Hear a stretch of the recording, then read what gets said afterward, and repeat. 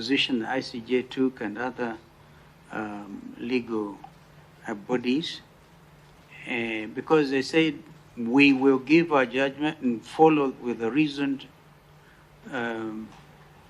with the reasons and the judges of the Supreme Court. We've actually even had, and this I find very interesting, that judges of the Supreme Court should be increased to 11.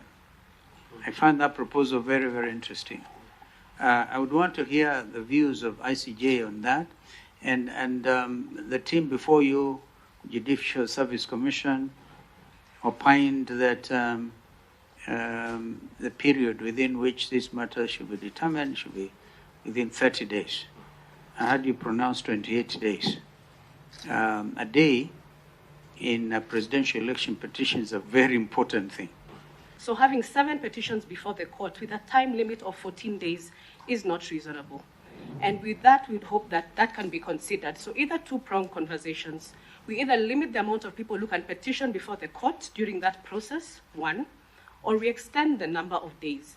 The number of days would allow the petitioner sufficient time to even gather their evidence. I think when we speak about, I also come from a minority, and we speak about structural and systemic exclusion from government. I think we must not be limited in terms of looking at a PS level. You might have one PS and have nobody down there. Like us from Mombasa, we might have one PS, the first time in the history of Mombasa, for us to have a permanent secretary in the Ministry of Transport. Mombasa has never had a permanent secretary since independence. This was the first time to have a permanent secretary.